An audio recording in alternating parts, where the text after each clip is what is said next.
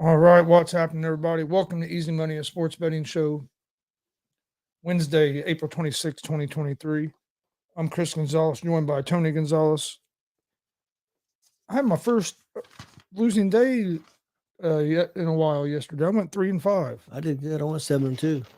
Went 3-0 in NBA. Went 2-1 in NHL and 2-1 in MLB. I went 2-2 in the NBA. But I went 1-3 in MLB yesterday. After the last couple of days, I've been doing real good in Major League Baseball, but had a little bit of a rough day yesterday. But that puts my record at 234 and 197 on the year. Today we got NBA playoffs. We got some Major League Baseball. A lot of day games though. And Major League, yeah, quite a few. Yeah, because I was going to take Texas and Cincinnati this morning when I was looking at it, and I was going to take Cincinnati win money line, which they ended up just won. But of course, I couldn't pick it because we weren't going to be on the air before the game. Hey, how's it going, Glenn?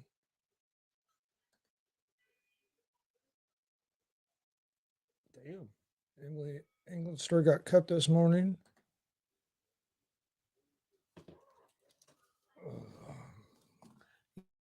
Yeah, I've seen that. All right. Let me get this. All right. Hey, how's it going, Anthony? Hey, how's it going, Dustin?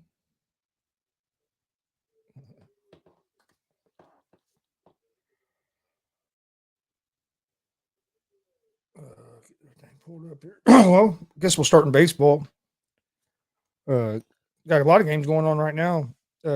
Orioles are up 5-2 over the Red Sox, middle of the eighth.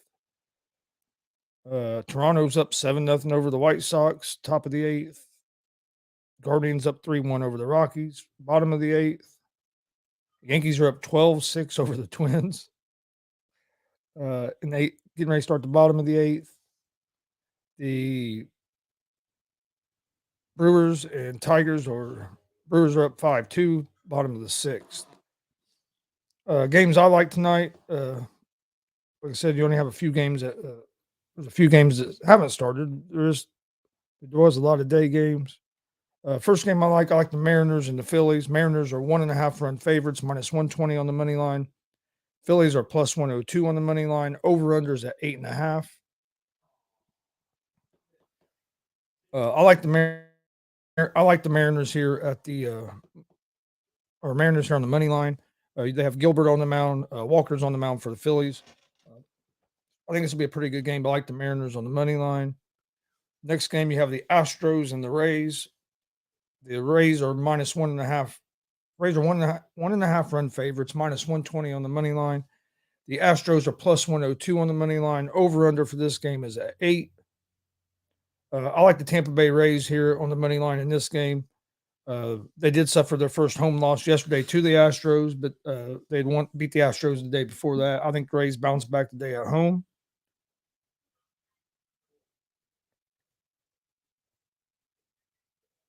Then I like what the hell did I just do? Cardinals at the Giants. Cardinals are 1.5 run favorites, minus 104 on the money line. Giants are minus 112 on the money line. Over under is 8.5. So this game's close to a pick 'em. I like the Giants in this game at the plus 1.5. They have DeSclafani on the mound. You have Matz on the mound for the Cardinals. I'm going to go with the Giants at the plus 1.5 at home. And then last game for me today is going to be Los Angeles Dodgers at the Pittsburgh Pirates. Dodgers are 1.5 run favorites, minus 146 on the money line. Pirates are plus 124 on the money line. Over under is at 8.5. Dodgers have Gonsolin making his season debut. You have Contreras on the mound for the Pirates.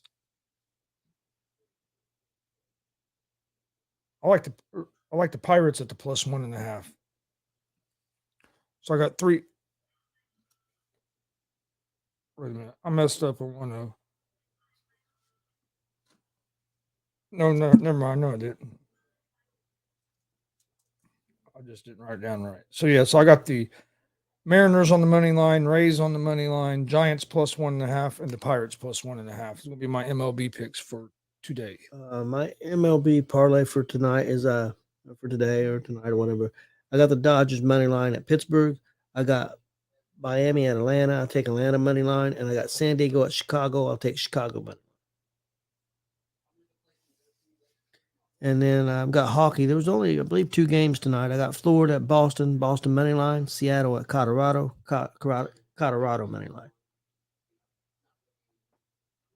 All right, then we got NBA playoffs. Last night, NBA playoffs was a little wild. As you had 3 closeout games. You had the Hawks and the Celtics. Celtics was way up on the Hawks. Hawks ended up Trae Young went off in the fourth quarter there, and the Hawks ended up coming back and winning that game. Nuggets did close out the Timberwolves, but they didn't cover. They didn't cover the spread, so that was a loss for them. But they overhit in that game. But Nuggets get a big lead, and Timberwolves would battle back. And then you had Clippers and Suns, and Suns got a big lead. They're in that third quarter, started to pull away. Then the Clippers battled back, and had chances to win that game. It sucked for the Clippers missing your 2 best stars, as well as they played against the Suns, missing Kawhi and George. It'd been nice. It'd been good to see that series with them at full strength. Of course, now it's coming out that Leonard is torn another meniscal in his knee, so who knows how long he'll be out. It's going to be interesting to see what the Clippers do with that team if they decide to maybe try to move on from Leonard, or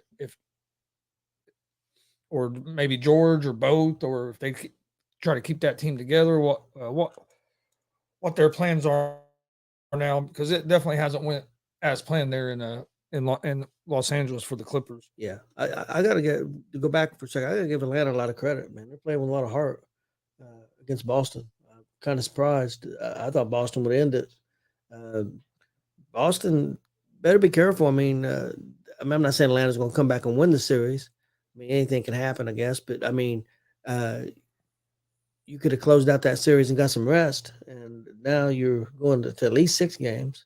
And they're going back to Atlanta for Game 6, so I mean, it's going to end up going 7 games, and you're going to give the teams that you maybe end up playing on later on time to rest. Yeah, I think the Celtics close it out next game, but you're right. You don't want to keep, especially with the 76ers, they're already done and rested. So you don't want to keep dragging this series out, because anything can happen in the Game 7. They should have won that game yesterday. Just given, but you can't. I mean, you can't fall apart. Bucks fell apart the night before, and look, now they're in a 3-1. Now they're in a 3-1 deficit. Giving Embiid more time to rest. Yep. I mean, honestly, yeah, they were in a. The healthier Embiid is, the better chance 76ers got. No, I agree. All right, tonight got four games. First game, Knicks at the Cavs. Cavs are 5.5 point favorites. Minus 230 on the money line. The Knicks are plus 190 on the money line. Over under for this game is set at 202.5. Knicks lead the series 3-1.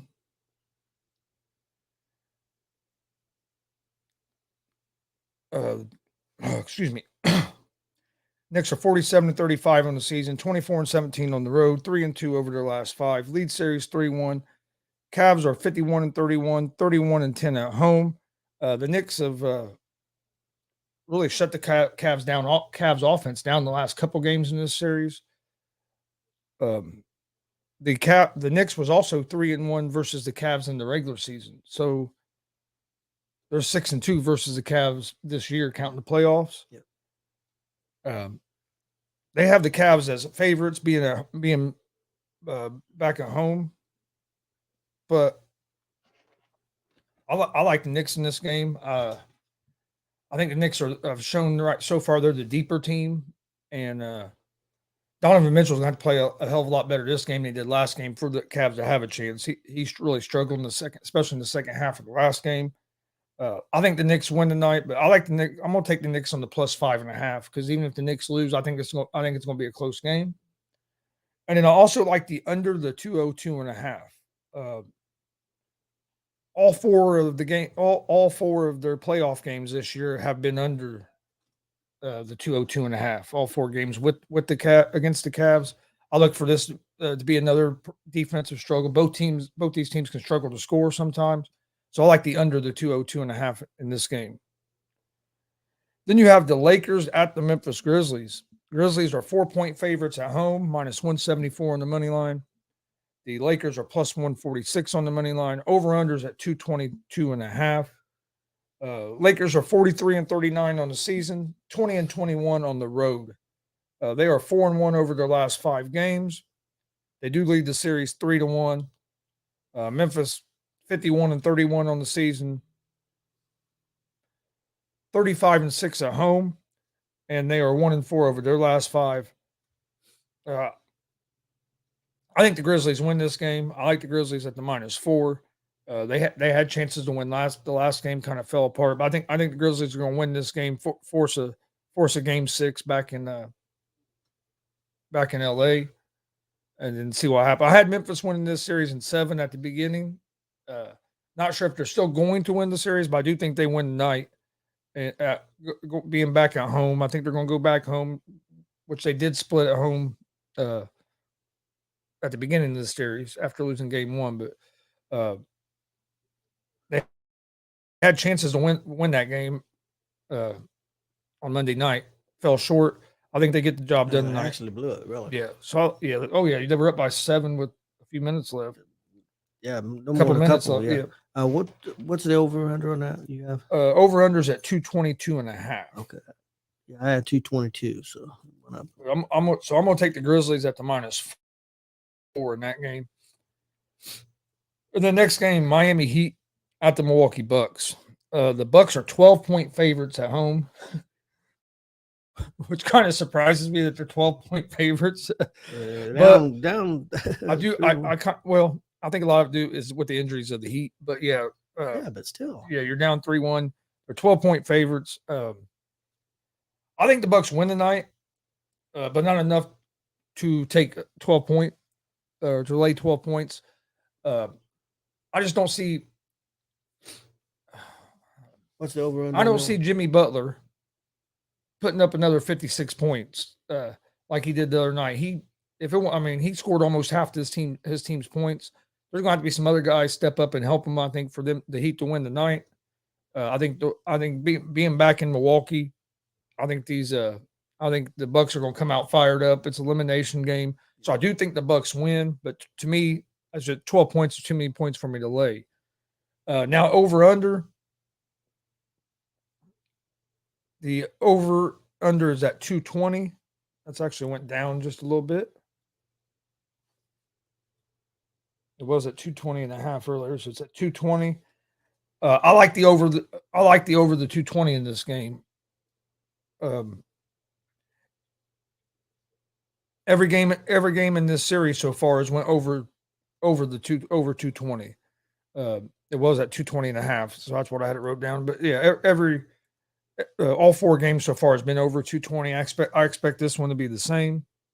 So I'm gonna go with the over the 220 in this game. And then last game of the night,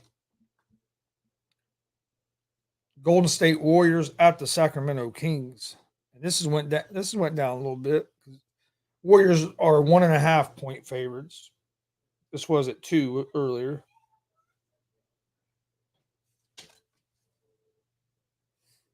Minus 126 on the money line. The Kings are plus 108 on the money line. Over unders at 234.5 for this game. Excuse me. Series is tied 2-2. I like the Warriors here at the minus 1.5. I know they struggle. They can struggle on the road. They played the Kings them games were pretty close when they were in Sacramento for the first 2 games. You have De'Aaron Fox is going to try to play, but he did fracture a tip of his finger on his shooting hand. So how's that going to affect him? And De'Aaron Fox, he's been their best. Basically, he's been their best player. Sabonis has played good as well, but Fox has been the more consistent, especially scoring the ball.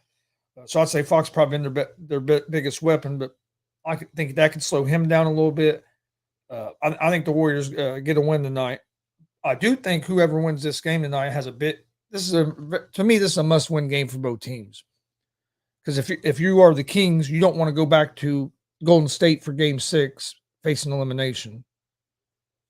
But if you're the Warriors, you don't, especially with the way you've been playing on the road this year, you don't want to have to come home for Game 6 and then to win and then go back for elimination Game 7 on the road.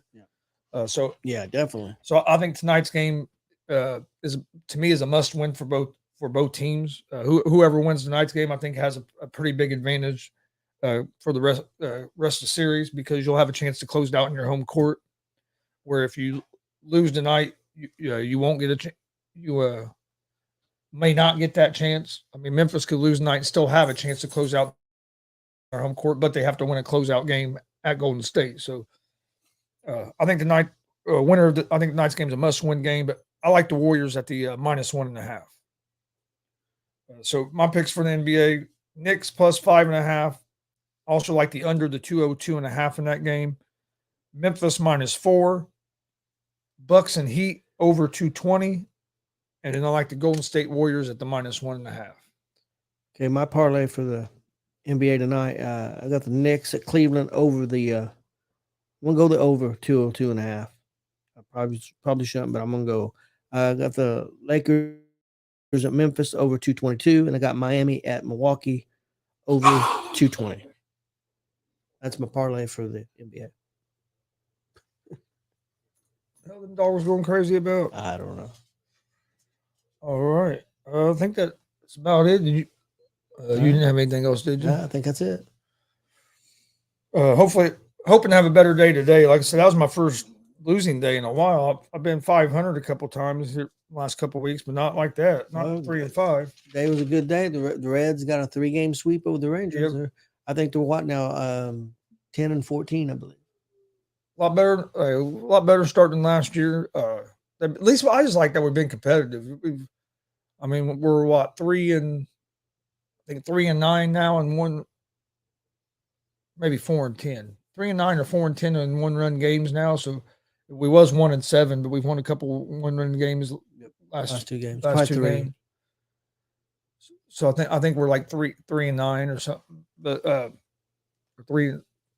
3-7 or whatever. But we're playing more competitive. Our pitching our pitching has to get a little bit still tighten up some, but we're hitting the ball a lot better than we did last year. For one, we got a couple rookies playing well. Jonathan India's playing like he's come back this year, playing more like he did his rookie year than last year. I think injuries was bothering him a lot last year. Senzel's starting to come around if he can stay healthy. When he's healthy, he plays pretty good. His problem is being on the field. He was off the field to start the season. He came back and he's starting to get in a groove and hitting the ball hard. Stevenson. We should be getting Votto back here pretty soon, because I think he's been doing some assignments on minor league. So I get him back. So I mean, a lot of it's going to come down to our pitching staff, but I liked our starters. I think they're looking better as the season goes on. We're getting better. We got a lot of young. They're young. Relief pitching still has some work to do, but Lucas Sims came in today in that ninth inning. Was in the pitch pretty good. Was able to come up with a couple big outs there to win that game. So. Yep. Yeah, they have. The bullpen's been playing a little bit better, so hopefully that can continue. Got to be consistent. That's the main thing with the bullpen. Got to be consistent. I think I've got some faith in the 3 starters we've got to be fairly consistent.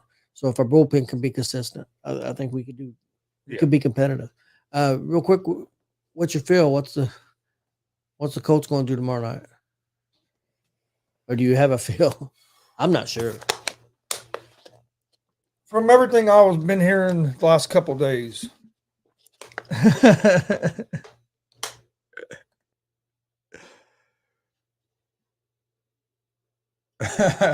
Billy said, "Screw the Reds." 2 games now late. They beat Rangers. Laughed out loud. Cost me a parlay 2 nights now. Yeah, that's why I didn't. That was one of the reasons I didn't take him yesterday. I didn't take him yesterday because even though they won that first one, Dad took him yesterday. And I'm not gonna lie, I got mad. I got mad yesterday that when they got down 5-0, and the Rangers were just pounding the ball there in like that 4th, 5th inning. Yep. We were doing a show. We were doing unscripted with Jay. I turned it from the Reds game over to the basketball. Started watching it. Well, then about an hour later, about an hour and a half later, leave to take Dad to work, and my phone starts ringing. And it's Jay. And he's going nuts. Yeah. He said, "Are you tracking?" He goes, "What about those Reds?" I'm like, "What are you talking?" He goes, "Are you tracking the Reds?" I'm like, "No, I turned it. They were down 5-0." He goes, "Well, they're up 6-5." and I checked, they had just won, so they had won the game. So, yep. But yeah, Of course, so, Jay's wanting the Rangers to lose because the Astros. yeah. And then today, the Reds was leading part for most part of the game. Yeah. Though it wasn't like, but the Rangers came back, tied it up, and then the Rangers had chances to take that lead in that 9th inning. Glenn says they're going to take Richardson. Oh, okay. I was going to say, let's see, Glenn, he's going to drop a bomb. Yep, they're going to take Richardson. We're taking Richardson. Rangers blew it. I'm afraid that might be a bomb. That worries me a little bit. He said, "Way to go, Reds!" Rangers blew it. And then I think they'll. For what I'm hearing, I think it's going to be Levis. But now it's sounding like Levis might go in the top 2. So if Stroud's available, I think they take Stroud. But I don't. You think it's going to be Stroud or Levis, whichever's available? That's what I think. So you think? What if they go the first 2? Do you think they take Young, or are they worried about Young's size? I think they take Richardson over Young myself. Okay. I think they're worried about Young. So you think Stroud and Levis are 1 and 2, however order? I heard Manning loves Levis. He does. And from everything I hear, the Colts love Levis as well. I think they like Stroud too. No, I agree with you, Glenn. I think Anthony. I do think Richardson fits Steichen. But you know who else I think fits Steichen also a little bit is the quarterback from Tennessee. Yeah. That's who I'd like to see him take. I'd rather him take Hooker because of his accuracy. I'd rather him take Hooker than Levis because of his accuracy. I know. I was listening to a show earlier today, and Merrill Hodge was on there. I like Merrill Hodge, and he does a lot of research and scouting. You know what I mean? And he'd watch tape on all these quarterbacks. And Dan Patrick was asking him who he thought or how many first round quality quarterbacks were there. He said 1. And he said it's Stroud. Now he said that that Young is almost there, pretty good, but he wouldn't grade him as a first round talent. Levis, he didn't like Levis's when Levis gets in traffic and decision making, some of his decision making and accuracy. And he said you can't fix accuracy. He said, and that's the thing, and that's what worries him. And that's what worries him about Richardson. He said you can fix technique stuff, but he said, yeah, you might be able to fix accuracy a little bit when they're comfortable. He said, but when things break down and you got to make a play in traffic, he goes, you can't fix accuracy. You go back to, so he's real high on Stroud, and then he'd have Young right there, and he really did like Hooker. He said he said Hooker would get a first round grade. He said he would give Hooker a first round grade if it wouldn't been for the injury. He said that he thinks somebody's going to get a steal in either the late first round or early second round getting Hooker. He was high on Hooker as well, but Hooker's accuracy. He said the only thing with Hooker some was that the offense that he ran wasn't the most complicated offense, but he was able to process it. So he said, I don't think he'll have a problem processing other offense. Other offense, we just haven't seen him do it, a more sophisticated one. But he was real high on Hooker as well. That's who I'd like to see him take, especially if you don't get Stroud. I think Stroud's the most ready right now. I like Stroud also. But I'm the more I think about it, I think they're going to take Levis if he's available. But is Levis, does he fit the system that this coach brings? I mean, I think he does a little bit because he is athletic, but what did this coach say the most important thing to him was in the quarterback? Accuracy. And he don't fit that. Then that's why Richardson don't fit. And a lot of people love his. I know Richardson's one hell of an athlete.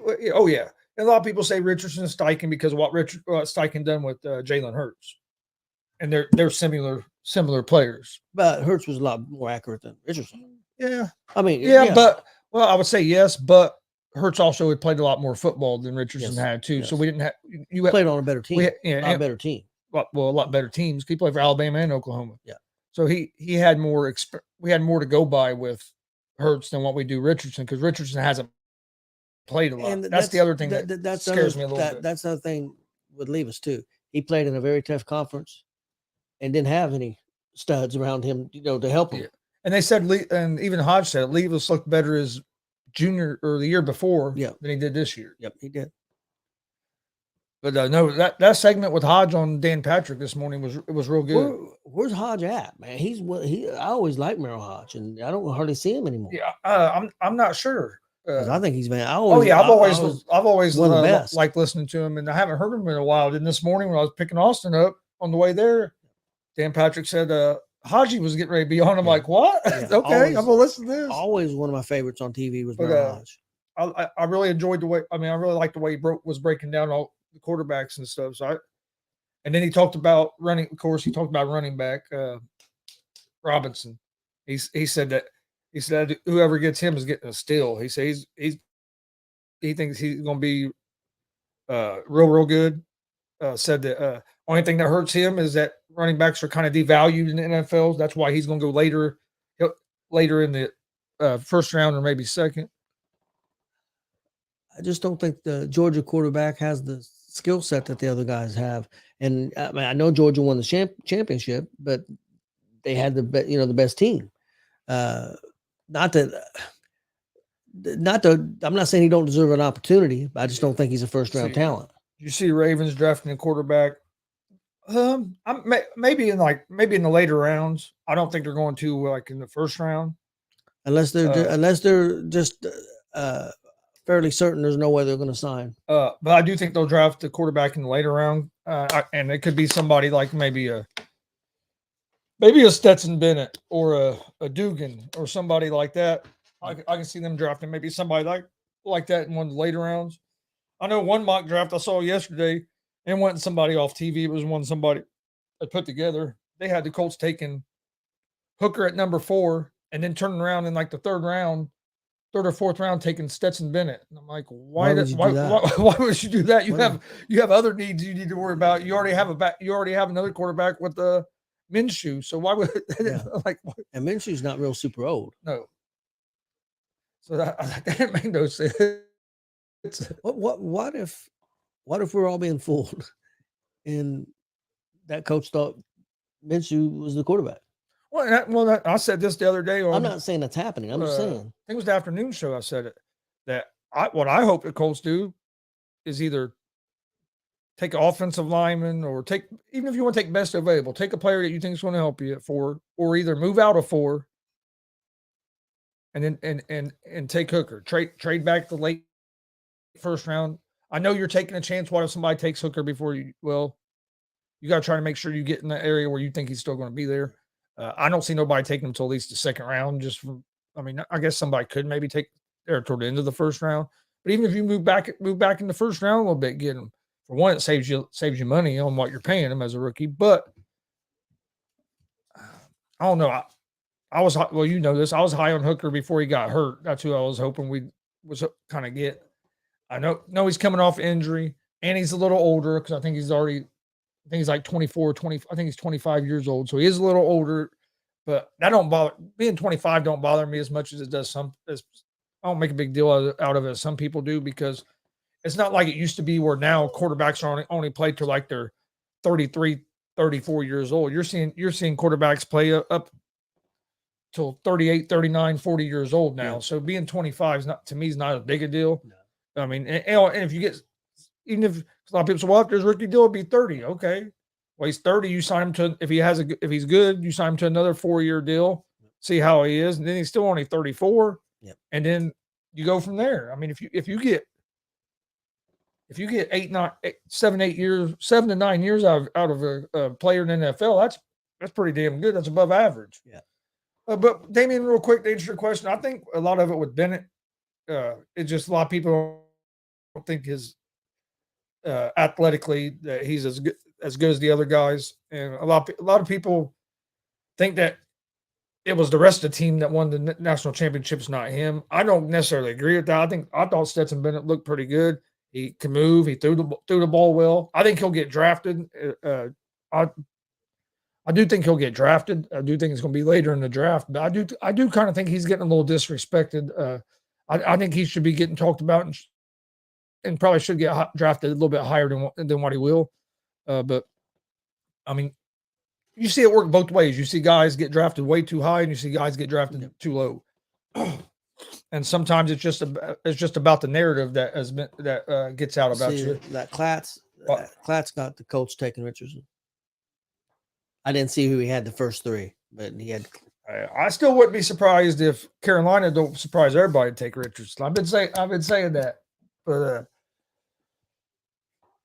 hey, now all that steam built up that Levis was going to be number 1 pick. He said the Eagles was going to take Robinson. That'd be a good pick for the Eagles because you lost Miles Sanders. I know they brought in the guy from Seattle, Rashard Penny.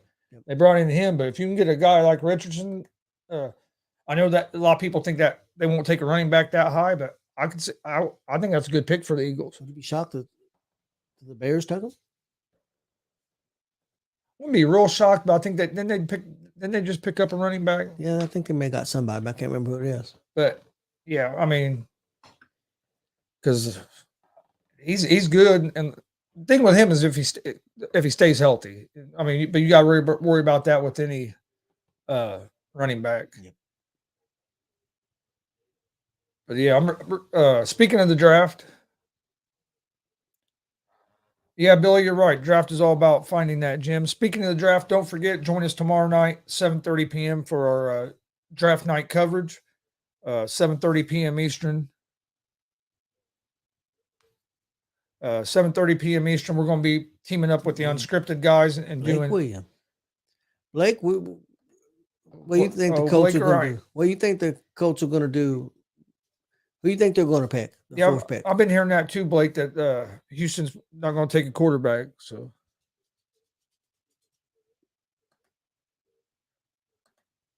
I don't know. See if I'm the Eagles, if I'm going to do that, I'd take Robinson. He's younger. I heard you're going to get him cheap. You're going to get him cheaper right now. I heard that nobody was interested in Henry. Yeah. You know what I mean? Before I trade down and get Henry, I'd take Robinson if I want a running back. A lot cheaper. Yeah. Join us tomorrow night, 7:30 p.m. Eastern, our big draft night show. We'll have coverage and reaction. Join the unscripted guys, 7:30 p.m. Eastern at Gonzo Sports Room, YouTube, Facebook, Twitch, Twitter. Also, please hit that subscribe button on YouTube. We greatly appreciate it. See, he prefers younger Stroud. Yeah. I think it's going to either be Stroud or Levis is what I think, but you never know. It wouldn't surprise me. It wouldn't surprise me if Glenn's not right and it'd be Richardson. Oh, I don't want. I mean, Richardson has a high ceiling, but I'm not. I really don't want to get him because that accuracy scares me. We only complete 53% of your passes. I prefer Hooker way over. And I'd rather have Hooker than over Richardson. Way over. It's going to be interesting. But join us tomorrow for that. hit that subscribe button on YouTube at Gonzo Sports Room. Like and follow Facebook, Twitch, Twitter, Instagram, all at Gonzo Sports Room as well. Real quick before we get out of here, my picks for today. I'll go back over them real quick. Major League Baseball, I like the Mariners money line, Tampa Bay Rays money line, Giants plus 1.5, and the Pittsburgh Pirates plus 1.5. And then NBA, I like the New York Knicks plus 5.5, the under the 202.5 in that game. I also like the Grizzlies -4, Bucks and Heat over 220, and the Warriors at the -1.5. That's going to be my picks for tonight. Yeah, Billy, you're right. Whoever goes number one better perform. And then would y'all be shocked if Jalen Carter don't get drafted? I'd be real shocked if he don't get drafted. He'll be drafted, I think, in the first 10 picks, first 15 picks at the very least. I don't see him dropping that far. Would you be shocked if he went to Houston? I wouldn't be shocked. No, I wouldn't be. I'm not saying. I don't know if he will, but I wouldn't be shocked. No. That's what I said. I don't think he's going to fall out of the top 15. I'd be real shocked if he didn't get drafted. Glenn said he could buy Richardson's jersey and he'd be set. Yep, true. That's why you're. That's why you're calling for Richardson. Now I see you're playing. I don't think anybody's going to confuse you for him though. Billy says Carter at number 13. I can see that. I think Carter will go before 13. But the other guy, I think that if he's there, the Eagles might help their offensive line. That Paris Johnson. I'm not saying he'll still be there at 10, because I think the Bears would be interested at 9 if he don't go before that. Who knows if the coach is not happy with what quarterback there, they might go with Paris Johnson. Glenn said maybe. I don't think so, Glenn. You're gonna have to be out there at the 500 getting a lot of sun, buddy. Go to a couple 500s in a row, a couple weeks in a row. Have to go out there and be doing some streaking.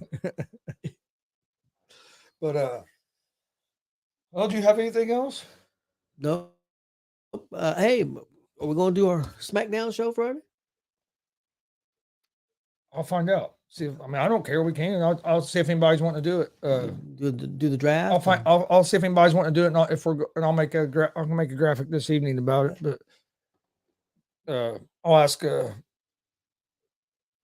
get a hold of Frankie and them guys. See if Frankie, if he wants to jump on. But yeah, I don't care to do it. We don't have nothing else on Friday. It'd be entertaining if Jay does it. He'll probably be drunk. So. Yeah, you never know with Jay. Friday night, he'll be drunk. No. I know. I'm not saying he's gonna get on the air. I'm just saying he'll be drunk. He might. Oh, I think he was half drunk last night already.